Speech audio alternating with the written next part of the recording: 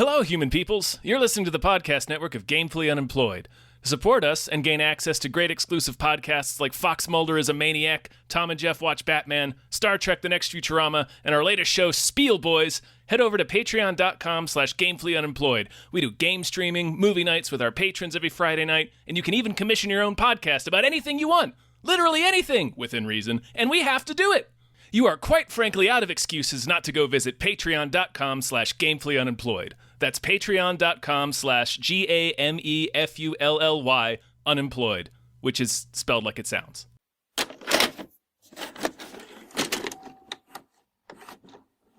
I'm always excited, Tom. All the time. Yeah. About everything, but especially about Invite us into your juke joint. For us to play our music for you. Fucking Dropkick Murphys up in here. Yeah, I love that he tried to sneak that in there. His old-ass Gaelic name. Yeah. Oh, this is Billy, and that's Josie, and my name's Ramek. Your name is what? Hi, everybody. Fucking what? Hi, everyone. My name is David Bell. My name is Tom Ryman. And we just watched Sinners. Delroy Lindo shitting his pants. Oh, yeah. I gave you one like the Pooping. Wishmaster, but yes, Delroy Lindo does in fact shit his pants. That's all you need to know. That's all you need to know. There are legends of people with the gift of making music so true. It can conjure spirits from the past and the future. This gift can bring fame and fortune. Will somebody take me in your eyes? But it also can pierce the veil between life and death. So this is Ryan Coogler's new written, movie. directed. Yeah. There was like a bit of a there was a thing about how like he got like the rights to it for like 25 years. Did you see that? Wait, no. What are you talking about?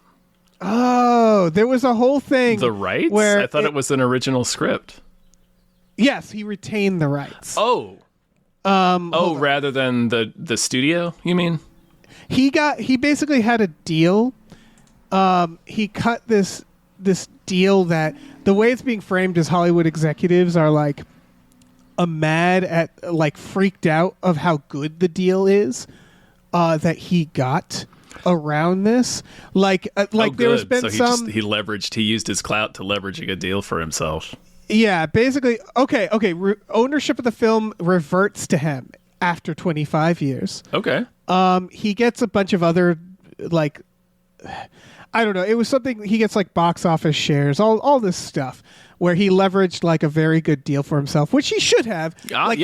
He made fucking Black Panther, like, two Black Panthers. He made Creed. He has made these honkies lots and lots of money. Yeah. He can Spielberg around a bit here and be like, listen, I'm making this original film. And that's all to say, though, there was a competing narrative about, like, the box office numbers is like the conspiracy theory is like the media didn't want this to do well for the executives. You know what I mean? Like the big, like the idea is they didn't want to paint this as a success because they didn't want to say like, oh yeah. There's also this like weird, like our original films, cooked at the box office. We saw those things. Right, because of like two honestly not barn-burning offerings getting ignored at the box office, like Novocaine and what was the other one? I don't know. And like Novocaine was great, but it's not something that people are going to run to the theaters It's an R-rated niche action comedy. Like that was never going to make more than like 15 million in a weekend.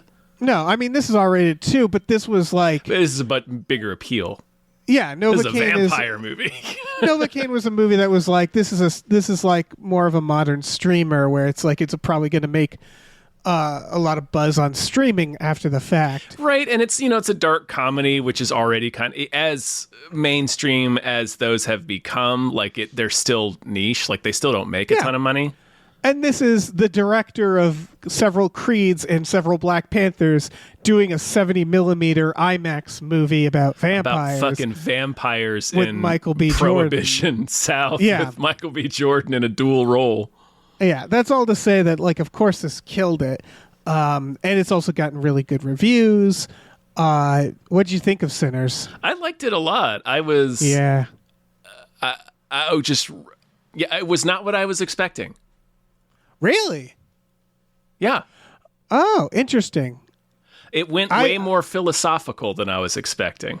Oh, that's true. Yeah. Like it was much more about how like music is living history and the idea of like cultural assimilation and all these other ideas. And it was less of like, I was sort of expecting more of like a straightforward like horror action thriller. Right. And that's not what this was. Sorry, I didn't mean to walk all over everything you were about to say. I wasn't about to say anything. I was just responding verbally because that's more or less. So there was a point in the movie where I realized like it's kind of a From Dusk Till Dawn in structure only. Only in structure. Yeah. And you kind of after like that might be more accurately what I was. That's exactly what I was expecting was a Dusk Till Dawn. Okay, sorry. Yeah. No, after like 20 minutes into it, I knew fairly quick, like, okay, the vampires aren't going to be. Yeah, it's not going to be. We don't see the vampires for I think an hour. Yeah. I also didn't care because I wasn't following the plot. Because it doesn't. The vampires are almost incidental. They're just like. And they're just kind of another group that's trying to like carve out a little piece of something for themselves. Yeah. Yeah, so when I realized they would come later is actually the opening teaser, because the teaser really, like, the fact that the teaser existed, that was like a don't worry, there'll be vampires moment. Which was like a really good moment. Yes. Yeah. The flashes, or is like, flashes of the vampire. He's got a clawed face. The guitar is destroyed, but he won't drop it. Yeah, that was that felt like a producer note of like, give them something at the start, and it's like, all right. Or he may have just known that at this point. Yeah. Like Coogler's made how many blockbuster films? Yeah, he probably knows. Honestly, probably knows at this point. It's like I want to give him this pretty front-loaded first act. Kind of act and a half, honestly. So I got to give him something at the beginning to be like, don't worry, there's vampires coming. Right. But honestly, but it's again, a good, the story, like all the stuff. That stuff is the best stuff. Well, actually, I won't say it's the best stuff, but it's really good. This is what it feels like, is that you could take this movie, right? Mm-hmm. And the moment the vampires show up, it could just be the Chicago mob showing up. It could just be another group. Yeah, because they set up this idea that they ripped off the Chicago mob to do this stuff. So like this could have just been an action drama, and the Irish mob too. There's an implication that they say they last man standing to them. They Yojimbo'd them. Yeah. And of course, there's also the reveal that the Klan is 100% going to show up there. They show up way late. The Klan? Whatever. Yeah. Yeah. But they do show up, yes. But like that I could like have been its own movie too. I like the way he did it, like the way, because it's not in your face. It's like a slow reveal, like because you're aware of the time period, Oh, the Klan, yeah. The racism specifically, not just the Klan. Because because you're aware of the time period, so you're like, okay, like we're probably going to encounter some of. He just like doesn't make it. It's a very slow rollout, so it's like this. He just presents it as like this insidious thing that's always beneath the surface, and then it kind of breaks and reveals itself in sinister ways as the movie goes on, which is, I assume more authentic to the experience he's trying to portray. It was, yeah. This is weird to say. The movie was at first less racist than you'd imagine. 100%. That's what I was getting at. Yeah, it's like, oh, okay. I guess maybe he's just not going to talk, because sometimes you just don't talk. Sometimes it's just not what the movie's about. You said it in a time period, but it's like, well, I don't want to deal with all of that. I'm just trying to tell a story about that takes place in this time period. Right. Sometimes movies just don't just ignore that. Right. Because they don't want to have that like conversation. You said, when they first buy the mill, it's like, okay, this guy's a fucking racist. He is, yeah. The money's green. But money's green, yeah. And so then you think it's all this- right. So you're like, okay, well, he's but so racist. Right, because the idea, the two brothers, like the attitude they have is basically like, you see like, you see the chain gang, and you see like like you said, it's not I think we racist. I think we see them later. Yeah, That's when they were out But- driving with Delroy Lindo. you get the feeling that this is actually a pretty like predominantly black community. Yeah. It's a farming community, and you get the vibe that it is there in the sense that these two brothers are sort of like, we're keeping the honkies out, essentially, is the feeling, right? Which is like, it is, the racism is there, but we learned they fought in the war together. They have muscle. That they have that idea of like, we're not going to be a victim of this shit. Is sort of their attitude, right? Is like, we're going to get power. Yeah. They're And gangsters.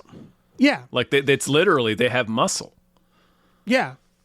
And like you said, it is very much about assimilation. The moment the moment I realized that is, of course, when the vampires that show up are Irish, and they are very Irish, and I was like, "Why are they Ancient Irish. Yeah, His name of is course- fucking Ramek. yeah." But of course, the Irish in America Yeah. had some problems, The- and so The clans people, like, I didn't even catch it. I saw this with Marina. She had to point it out to me. They call him something, but they call him like a contemporary slur for an Irish person that went right over my Right. head when he first comes scrambling up to their house. right, and so like when you lump that in with music, I think the idea is that blues is being treated here as a like pure, as like this is a like this is black music It's living that is history. unassimilated from American culture. Is like the vibe I get. But where it it's like- is American culture. Like blues is Oh, yeah, you're American right. culture. So it's like, Yeah. it's part of the assimilation, I think. Because I think the movie is treating it both as a good and bad thing. Like there's an inevitability, and obviously the idea That's of what I wanna talk of about, a yeah. melting pot is sort of the ideal, right? For most, I don't want to say most people, but like if you're operating from like, let's say like a Star Trek utopia, the ultimate melting pot is like the goal, right? Where it's like everybody do it- coexisting with, They do it actually pretty subtly, I thought, which is that at the beginning, so this anyway, just real quick, there's also that Oh, yeah. it's both aspects of it. There's that aspect of it, and then there's the violent aspect of assimilation, which we Yes. see, like you said, with the Irish people, and then also when the Native Americans come up after him because they're hunting vampires, and you Yeah. see like it's Native Americans. Some of them are on horses, but others are in cars, and they're wearing like a mix of like traditional stuff and modern clothes. So it's like right there we're seeing, well, here's the two cultures blending. and who better to hunt American assimilation than Native Americans? Yeah. Because that's sort of what's so interesting about this movie is that it is sort of walking a fine line, because it clearly isn't like assimilation isn't evil when done correctly. It's when there's an like you said, inevitability the to melting it. Yeah. pot. Yeah. So you it's not can't- trying to you can't be stay isolated forever. right, but it's about how, because like Yes, the idea is that we have this nightclub where basically it's like three white people show up and they're like, nope, like they have the character who's half white, and they're concerned about her being there because Right. she's assimilated. She married, I think, a white man, and so they're like, It's but her, they're concerned. Like she says, like her mom's dad was black, I think. But Right. but it's an issue for her, even her to be in there, right? Because they I think Smoke, one of the two twins, they're called Smoke and Stack, the Smokestack twins. yeah, I think Smoke says later, he's like, all it'll take is for some white person in town to see her here, Exactly. and then all he has to do is say, oh, the black folks are raping a white woman, and then we're all in trouble now. that's the key, is that they're not like, we don't like whites. It's literally like black people dangerous only. for us to No. invite you in here, yeah. It's the same with when the three honkies show up. They're like, what if someone steps on his foot or looks at the lady too long? Looks at your lady the where wrong it's way, like, yeah. it's not like you guys seem like nice people. It's not that. It's that we just, play their it's too weird dangerous. ass banjo song, I know. fucking the Robin. And I like how the like the people watching like they're not bad. Like I like that they're like they're pretty good. Because going to the music thing, it's like they don't. That song is very funny. Right. By the way, I looked at the cast. It's a way of like making fun of the Klansmen, right? Because there's this idea of like you get Ramek's memories and he gets all of yours, and then you get everybody's memories. Like when he turns you into a vampire. So it's like there's an implication like this banjo song is one he just learned from these two crackers. Because later on he has this like sweeping, these Irish like ancient sorrowful Irish tunes, you know, like it's the Irish blues basically.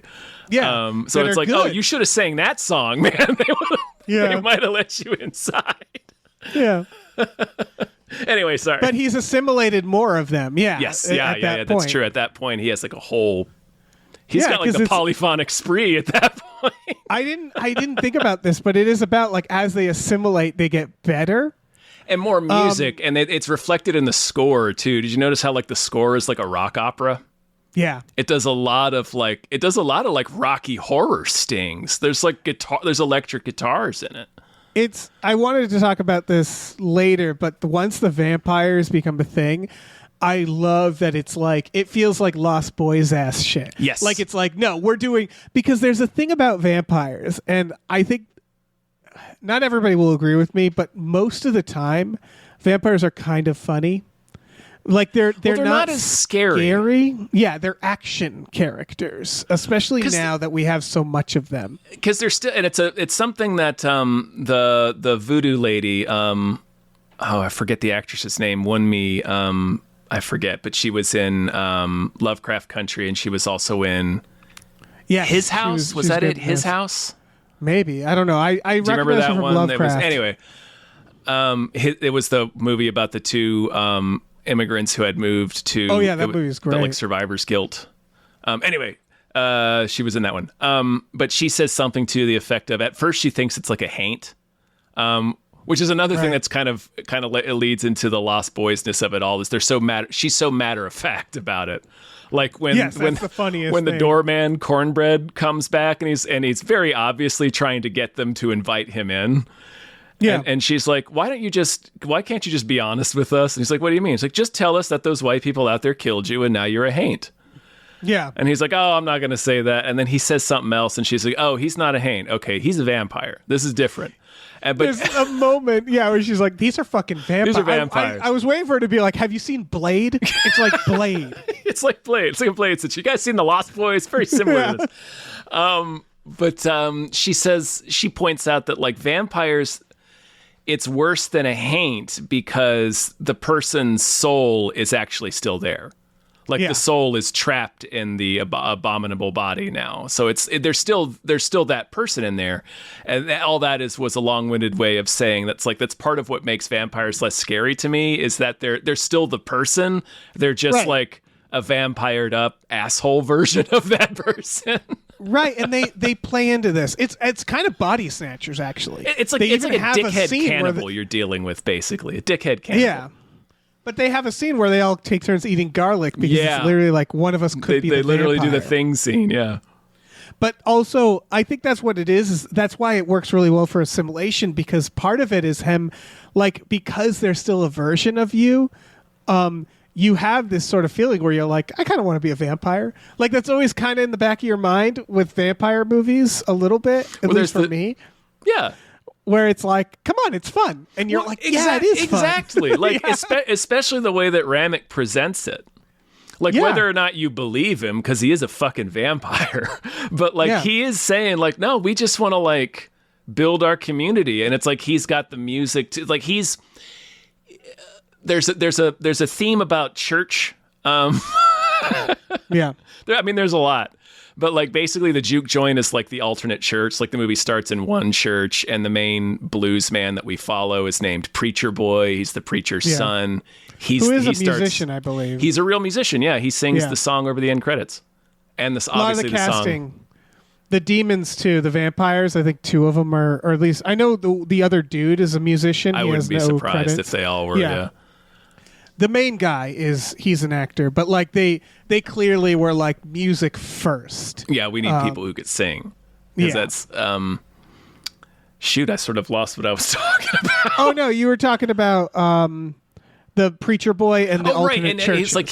he's holding service in the juke joint, like it's well, yeah, it's about this spiritual moment. Exactly. Right? They do this amazing oneer where it's like all their ancestors before and after them joining. So like he's singing, and then you see like tribal people from Africa like playing their instruments, and then you see a fucking like a 90s fucking DJ. Yeah, on the ones and twos, and then there's and blues musician, like a modern blues musician.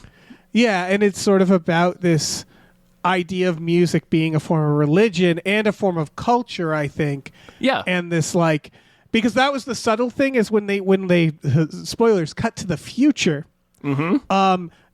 I think they very pointedly have a white bartender and a white member of the band, and they're showing the the melting pot. Yes. The idea that this is now a blues club that can absolutely have white people in there. You know, now it's the 90s. It's the slow. And Stack walks in with Mary, and they're clearly a couple.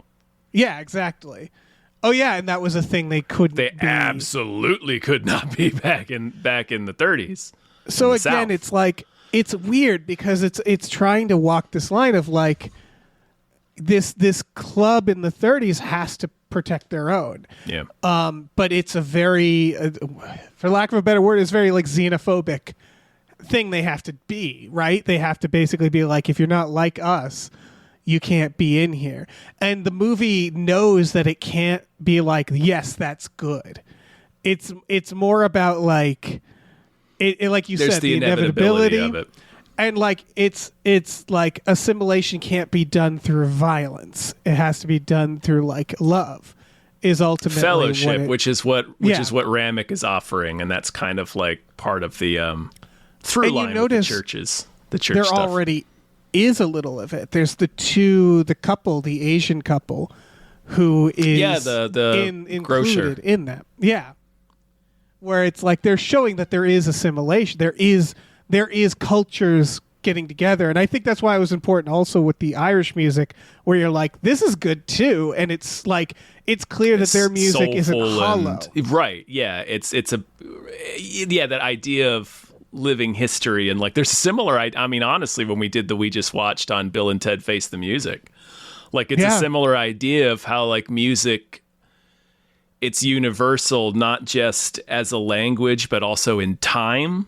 If that makes sense, like you're listening to Handel in the 18th century, it's the same as it is now, you know, like and he does it literally in that scene that you were just talking about, where it's the people are literally coming out from all the different time periods to mingle on the dance floor with everybody. Yeah. Yeah. It's this universal language that has lasted. It's also, I think this is what the movie's saying, but it's also what I believe. I think it's like the first thing that mingles with assimilation, 100%. Cultural assimilation. 100%. Yeah. So it's that idea of like why this is about music is because like they even talk about it. They have, I think Delroy Lindo talks about how like he was in a chain gang and the cops like brought him around to play blues right, him for and his white buddy people because they were so good. And it wasn't in a like, chain gang. Him and his buddy got arrested for no reason. Oh, right. It's because they had made money playing also, it's jazz. His brother, I think. Huh? His brother, I think. It's his brother. Was it his brother? I thought it was his buddy. Remember. Maybe, I don't know. Because it ends with a horrific story about that guy getting lynched. Right. I thought it started with them being like, how's your brother? But maybe not. I don't know.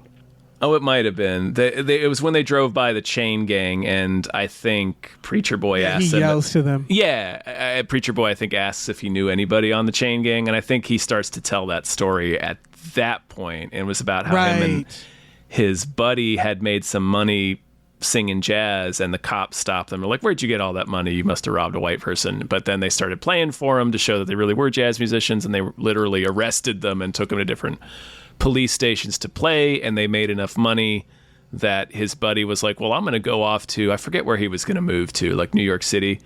And he got stopped on the train platform, same as before. You got too much money, you must have robbed a white person, except this time he's lynched. Yeah. Yeah, and I feel like that story exists sort of, again, the music, the idea that It's about violent assimilation, right? Is like, we like your music, but we're not going to respect you. So we're going to make you sing for us, and then we're going to kill you if as soon as we decide to. I think Delroy literally says later on in the film, I think it's him. Somebody says, you like the blues, but not the people who make it. Yeah. And anyways, also in that scene, if you remember, as soon as Delroy Lindo finishes that story, he's kind of looking out the car. You can see him like holding on to the emotion, this extreme emotion. He just goes like, and then he just starts singing a blues song, and they go right. He has and then Stack's like, "Preacher Boy, start playing." You hear him singing, and they just go right into the blues, and that's like right there. Yeah, you're right. It feeds directly into that, so it's a really that's a heavy scene. Yeah, the idea that their music is the result of this very personal cultural thing. Yeah, and like pain, and then the idea that it's being assimilated, but it's also a joyful thing because it was like it was a good memory mixed in with an awful memory. Like I don't know, it's all those things. Sorry. But I think that's about kind of the spirituality of music. Again, this idea that music is such this spiritual, like deep personal thing. We all have songs that make us cry. And like that, and then at the same time, it being like kind of the first thing that gets like mixed in with other cultures it's a very weird thing to have happen, right? Where it's like you have it's how you get songs about heroin in Toyota commercials. Yes. Like it's that where it's like we don't seem to care what songs are about as they get assimilated into the mainstream. Yeah. It's very interesting. For sure. That is definitely part of the conversation I think that this movie is having. Is you get further away from it, it loses some of its meaning. Yeah, but it is like, it's about definitely the blues, he sings the blues at this club, and the vampires show up and they go, "We're here for you, Sammy. We like you." Yeah. And it's that idea of like I think it's no different than a record executive, right? Being like, "We're going to take you. We're going to make you, we're going to make you a product. We're going to make you this thing." I think it's corporate assimilation as well as cultural assimilation. In fact, it makes a little more sense as corporate assimilation, as like, because this whole thing's about Smoke and Stack wanting to have money and power, where the whole thing is he's like, money is the only thing that matters. That's the only thing that creates power. And it's this idea of like, be a vampire because then you have that power, right? Where it's like, to protect your culture, give it over to this more powerful group, and then you will live on. So there's this feeling of like there's nothing wrong. Like it's almost like, I wonder if the vampires almost represent more of like corporate assimilation. I don't know. Mainstream. It feels more cultural. Like, because Ramek's coming from the Fellowship angle, and like as the more voices he adds, like the music just builds to this powerful thing. Oh yeah. That's definitely like alluring. I don't know. It like we see later, like especially in the future where Stack and Mary are together and they're sort of wearing. It's a little funny because it's 1992, so they're wearing like uber early 90s stuff, but it's like it's the hip hop culture stuff from the early 90s, and they're both just kind of wearing it because it's, at the time it was. Well, that's what I mean. It's the trendy thing, right? Yeah. It's the corporate push. That's true. Idea. Yeah, that's true. Yeah, you're right. I think the reason it's about twins is because I don't think the duality for sure. Oh yeah, and I don't think Coogler wanted to come down hard on because the vampires are they're fucking vampires, right? Yeah. But at the end they do a thing where basically like the vampire, one of them becomes a vampire and one of them doesn't.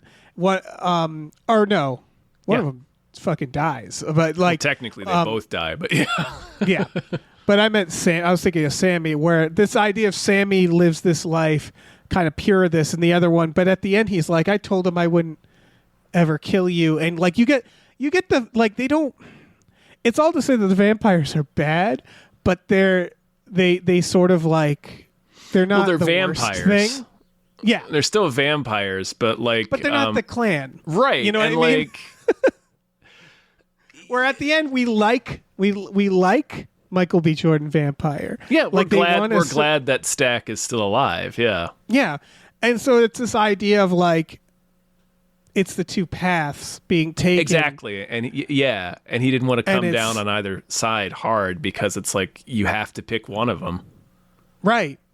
One of them lasts longer, but might be seen as a little more hollow or a little more. Yeah. Where it's like Sammy is like, I'm a pure blues musician at the end, and I am he's of Buddy this Guy time. at the end. He is Buddy Guy, and he's like, I'm of this time. I'm of this culture. Whereas like, it's Stack who's vampire. I forget. Stack is the vampire. Stack. Yeah. Where Stack is like, I'm just getting with the times, right? I'm like the new hot thing.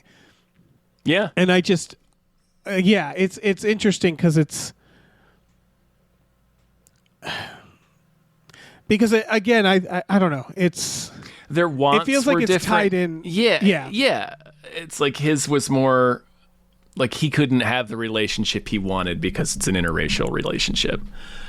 And Smoke wanted power to protect his family because he had lost that baby. Right. And also he was the older brother of Stack, so he wanted to protect Stack and his family, who's the voodoo lady.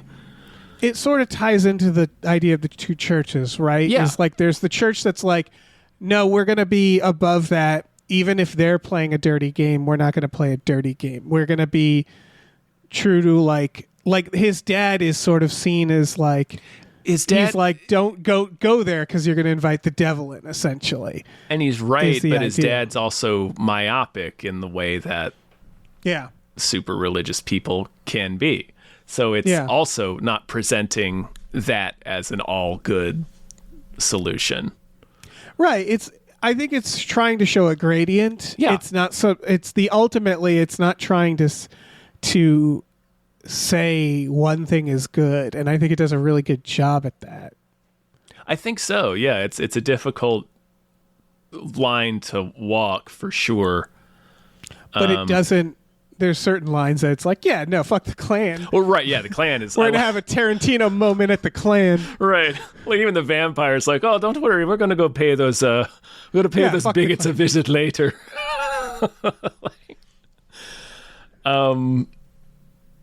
But and that's the thing. That's part of the assimilation, the appeal of it, right? Yeah. Where they're like, yeah, bigotry has no place because it's the assimilation is about. It's sort of that thing of like. You're all vampires, so that we don't care what color anybody is. Right. Like, I'm thinking of it even more about cultural assimilation, which is that idea that's like, hey, everybody has money, right? Like, when people are like, oh, Disney's so woke, and it's like, no, Disney just is looking at a spreadsheet, and they're like, hey, what if we made movies for everybody that makes more money? Yes. You know, where it's Disney like, just wants to sell to us the most people possible. Right. And so, like, that's kind of the vampires, is they're like, hey, we don't give a fuck. We don't want any racist vampires because then that, like, fuck those guys. They're going to limit our reach. Like, racist vampires? Maybe. That's like, I don't know. save that for Twilight. I got less of a explicitly evil vibe from the vampires, even though there's always like a little bit of an evil vibe to vampires that's what because I mean, they're an evil like, creature. So, like, I didn't feel the corporate thing as much with them. It felt more the...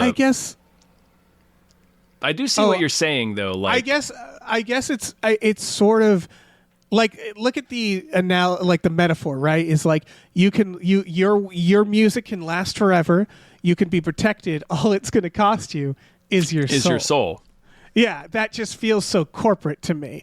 Of like, it's that's not true. Yeah, that's true. Yeah, right, and it's not all bad. That's what he's sort of showing. Is like, hey, man, it's not all bad. Like, Black Panther is good movies, you know, like that. It's that I just think from a corporate perspective, I can see that. No, you're right. 100%. You're right. Yeah. But I don't think, like we've been saying, it's a gradient, right? It's not about any one thing. Yeah, I think you're right. That subject, though, how much money do you think they have in that dump truck where they're like, please do Blade. Please just do Blade. Like, after this movie, they're like, come on, man. Oh, man. No, we can't get Blade working. Just do Blade. It's so funny that they can't get a Blade going. How hard is it when Mahershala Ali, two-time Oscar winner, comes to you and is like, I'm Blade? Marvel, I know you're listening. Take the script to Blade and just do that again. Yeah, just do it a second time. Yeah. If you're having trouble, if you really can't get a new script, just get the script to the first Blade and just do it again. It'll be fine. Yeah, everybody will be fine with it. Yeah.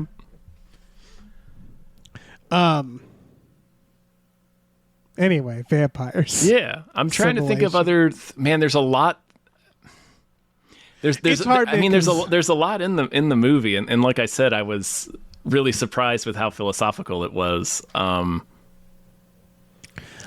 was too, but I guess also it was like at a certain point you're like, oh yeah, what else is it gonna be? Yeah. When you look at like when it's set and like, I had a feel just from the trailers, just from the fact that it was a like an underground black nightclub and like 3 honkies show up. Oh, I was like, well, this clear. is going to be about race. The Klan, yeah.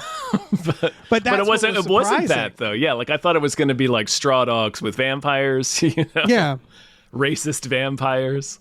Yeah, I thought it was going to be the vampires using their privilege to essentially like where it's that idea of like it. Like I thought at a certain point it wasn't going to just be. It was going to be them using their honkiness to get other honkies to like team up against this place or something. Like the music idea I thought was just an in, you know what I mean? Is like music equals vampires. But yeah, it's way more deep than that. There's way more there. What did you think? Because the ending is very interesting, I thought, because it's a mid-credit scene. Yeah. And also the Klan stuff at the end too. Like I knew I sort of just from the trailer spoiled a little bit for me in the sense that you see Sammy and Michael B. Jordan and they're in the water and something's on fire. And I immediately saw that and I was like, that's a vampire on fire. Like that's where it's going to end. Yeah. And like, you know, the trailer also obviously gives away that one of them becomes a vampire. Oh yeah. And so like it's all to say the movie gave away a lot that I sort of expected. Again, from Dusk Till Dawn ending, right? Vampires are dead. We're done. And then there's this whole like extra act. It's not really an act length where he has this Tarantino-esque battle with the Klan, which was interesting. Yeah. It's interesting that he doesn't like it. Almost like they didn't want him to die by the vampires' hands. On top of the post-credit sequence, which it was just very interesting pacing, I thought. Yeah. It wasn't bad. It was just they had that whole side plot with him and his baby. He's got a dead baby. He sure does. Super dead baby. Super dead baby. Yeah, it's the bit with him just going and blasting the Klan. It didn't stick out to me as much as placing like the film's true final scene like in a mid-credit scene. Yeah, because it's like a substantial scene, and it's the flash forward to 1992 where Stack and Mary come in and sit down and talk to old preacher boy, old Sammy. Right. And they both admit that day, you know, before night fell and all the shit went down, was the best day of both of their lives. Yeah. And there's an idea of the inevitability of this change, and the inevitability of having to make a choice that, you know, neither choice is 100% appealing. Yeah. But there's this moment in time when you right before or right as you hit that crossroads where everybody gets to sort of be together at the crossroads. Right. And that's the juke joint. And that's kind of what like both Sammy and Stack are talking about there at the end, is that day where they were all at the crossroads together was the best day of their lives, because they were all together. Things didn't get complicated. And they were still... it's like this. I don't mean to infantilize it, but like it's a bit like the night before graduation or something. Best summer ever. Yeah, best summer ever. Where it's like this is the last time before we have to like inevitably open up our private world, and we have to go one of two directions. And there's a coming of age to it. Exactly. With Sammy being this kid who has talent and everybody's pulling him in a different direction. It's very coming of age for him specifically. Right, yeah. And he like meets this lady, Perline, which he names the club after her later, which was cute. But like it's sort of he's the protagonist, right? Like, and it's about him at this moment in time where it's like, it's the same. It's funny. It's the same decision before the vampires, right? It's this idea of you going to be this like preacher boy, stay home, do quote unquote the thing you're gonna walk like the right thing path. Your dad, yeah. Or do you want to be in these clubs and it's like, where you're doing this thing that you're really good at, and that's like his sort of arc there, and he sort of chooses in between, or he chooses like, to basically it's this almost this idea of like, if you go to these clubs, you play this music, the devil's going to come. And it's like, yeah, but you can keep telling the devil to go away, right?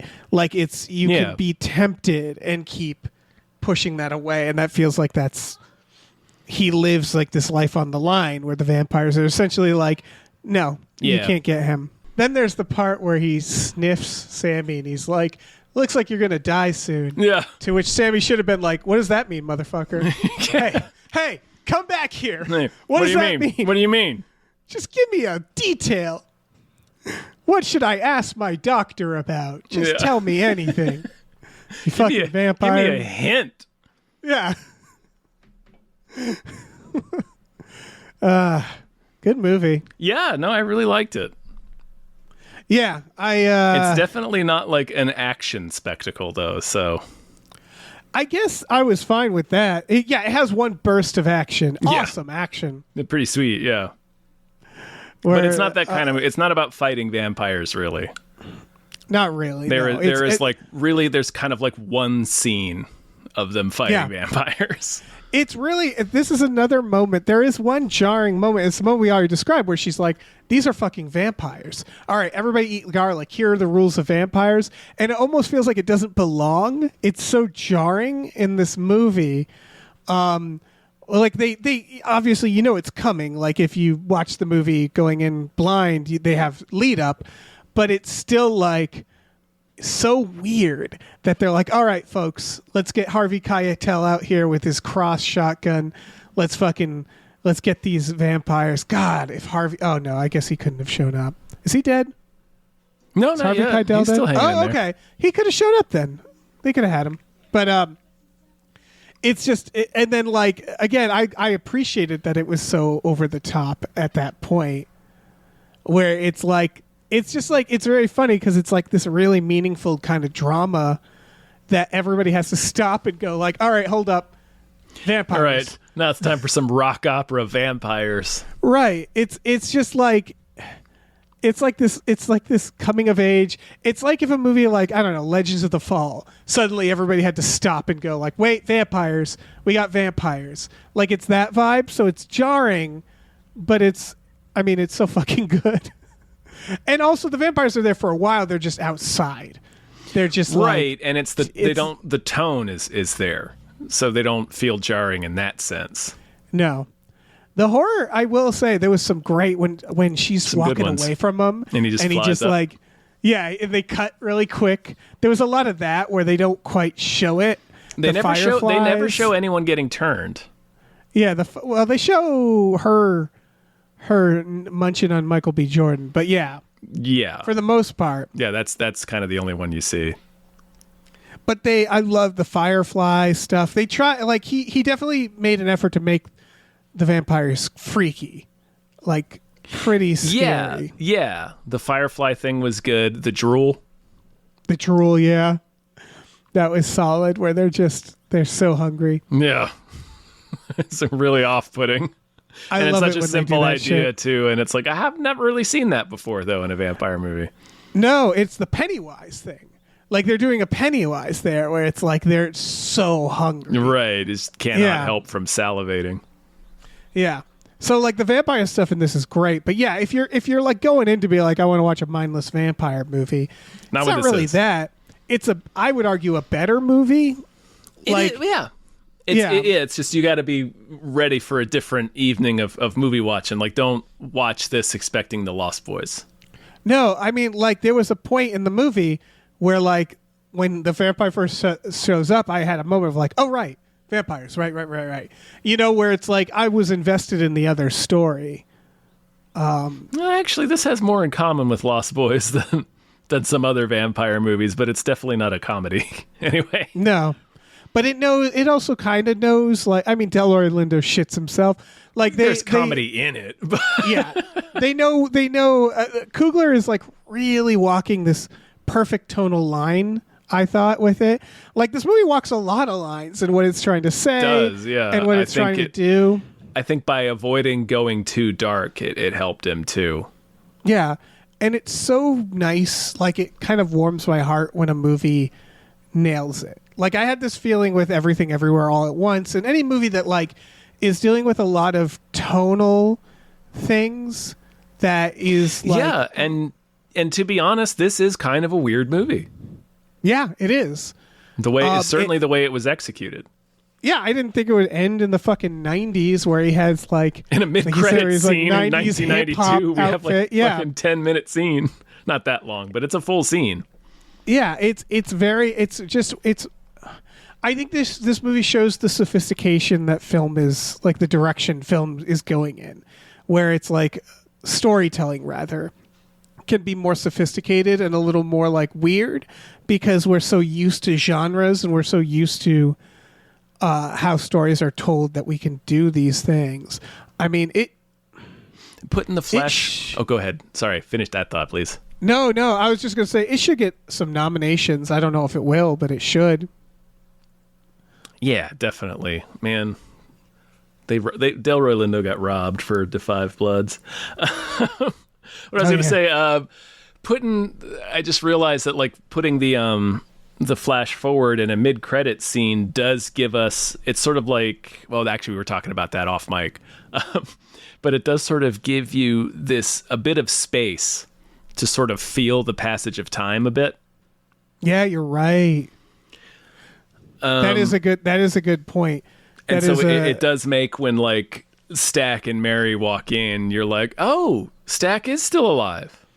Right, you don't even think about it. Like I'm almost ashamed because I feel like a lot of people probably would catch this. I thought he might be inside the mill when he's fighting the clan at the end. I thought Stack might come out and eat one of them. Right, because I did suspect that Smoke wouldn't be able to kill him. Right, it didn't even occur to me. Like a Shaun of the Dead sitch. Yeah. For me, it was like the scenes just were so rapid and then they burned them all that in my head, I'm like, I just like thought I had seen him die already. My brain tricked me completely. He does that scene too. That one specifically, he's cutting back and forth between that one and then there's shoot. I think it's that. It's another. Go ahead. I think it's him beating the crap out of him in the lake, or maybe not. I don't know. Yes, it's right. It's Ramek baptizing Sammy in the lake as he's about to bite him. Yeah. And then the two Michael B. Jordans fighting inside the mill. Yeah, so it's doing the thing where it's rapidly cutting back and forth between these intense climactic showdowns here. So yeah, he's definitely trying to trick you there too. Coogler is quickly becoming one of our best modern filmmakers right now because it's like there's just so much going on in this movie that I'm like, yeah, you could do classes on some of the tactics and techniques he's doing in this. And it never feels muddled though. Like it never, like the intent, like even though it's a lot of conversation, the intent always feels clear. Right. And it doesn't feel like we're talking about a lot of stuff that's crammed in here, but like it doesn't feel bloated. I said it's a front heavy movie, which it is, but it doesn't feel unevenly so weirdly, even though it's a lot of it's technique where I'm like, this ending scene, I'm realized like, I bet you could do a class on the editing of this scene. And we didn't even talk about the aspect ratio stuff, which is like, he shot it in multiple aspect ratios. He was doing a whole thing with the cinematography. Like it's shot on film. It's gorgeous. Like absolutely gorgeous. The colors in this. Yeah. There's just, I think the sound design is incredible. There's so much in this film that it's like, it's not that the film's dense. It's just that it's so beautifully crafted that it's like, I feel like you could break down so many specific aspects of it, including the screenwriting. Yeah, no, for sure. I definitely wonder what some of these sequences looked like on the page. Yeah, this is one where I'm like, I want to read the script for this. Particularly, like, I really want to see the dance scene inside the juke joint where the walls fall away, the roof literally burns away. Yeah. And all the different centuries of people are together there. That scene, and then the scene with all the vampires dancing in their polyphonic free circle. Yeah. Well, it was written by him with the intention of him directing it, so I'm actually guessing the script isn't as exciting. Right, it's probably a lot of shorthand because he knows what he's going to do. Yeah, I assume. I don't know. I mean, or there's different versions of scripts. Less direction, less specifics, maybe. Maybe he has a version of the script that he had to like sell it, where he had to like show it to producers. Maybe, yeah. But you'd think after 2 Black Panthers and a Creed, he's going to direct this movie. The pitch would be, I'm making a movie. Yeah, nobody's like, going to say, we'll greenlight the script, but we want somebody else to direct. No, yeah. I just mean like being able to sell it as something he'll write and direct. Like, I don't know. There's different versions of scripts is all, but like, yeah, for sure. Oh, I see what you mean. Sell it as like a book on the shelves. I see. Or just sell it to producers to get. I don't know how he got this made. It might have just been.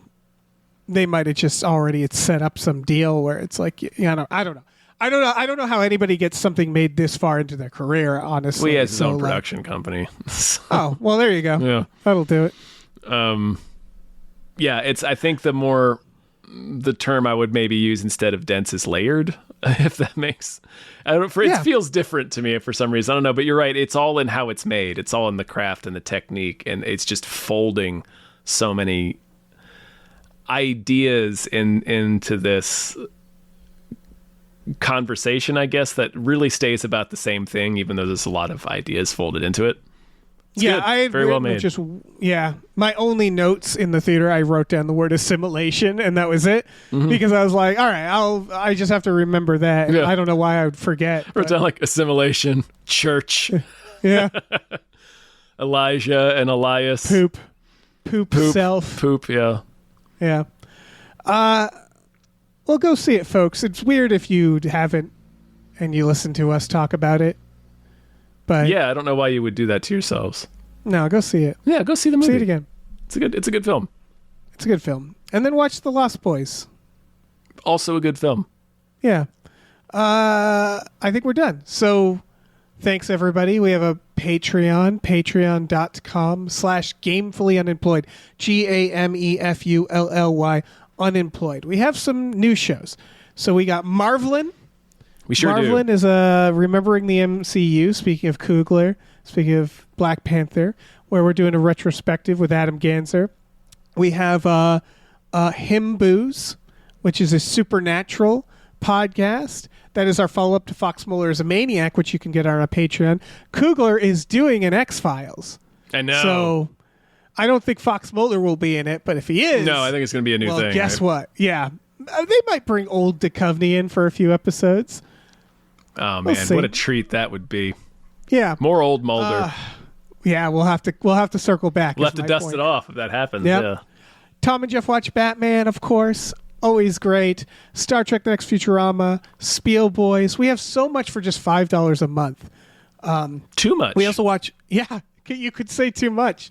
We watch movies every Friday night with our patrons as well. So check that out. Check out Badical. That's on its own channel. BADICAL. What am I forgetting? You can do merch. Sure. Head over to gameplayunemployed.com where you can find a link to our Teespring store, where we have all kinds of cool original artwork by cool original artists like Starlene Hodge, Michael Vincent Bramley, Justin Brown, and others. So check that out. Yeah. And yeah, Dave already said all the other things. Rate and review our free podcasts. It helps us out. It does. And yeah, join us. Be assimilated by us. Mm-hmm. We will take you in. We will make a great big polyphonic spree circle. Yeah, we will. We're not going to live forever, though. Fuck that. No, I am. Oh, okay. I'm not. I have several blood boys. Oh shit! You're doing I'm BB. doing the blood boy. Yeah, man. Oh man! All right, you gotta look into it. I'll get in on that. Yeah. Get in on the ground floor, dude. Get in while the getting's good. Is it TaskRabbit? Yeah, you TaskRabbit. Yeah. All right. I need you to come deliver me some fucking spiral notebooks from Staples, but just come in and close your eyes. Yeah, just come in real quick. It'll be great. Hey, listen, our music is produced by Chris Corlew. You can find him on twitter.com as The Corlew or go to shipwreckedsailor.bandcamp.com. Our channel artwork is produced by Michael Vincent Bramley. For more of his work, go to mvbramley.art. Our episode artwork is by Justin Brown, available on Twitter as Justin T. Brown or at artnessbyjustinbrown.com. And finally, additional artwork is by Starlene Hodge. You can find her work at starlenearts.com or on Twitter as StarleneX. Cool. Goodbye.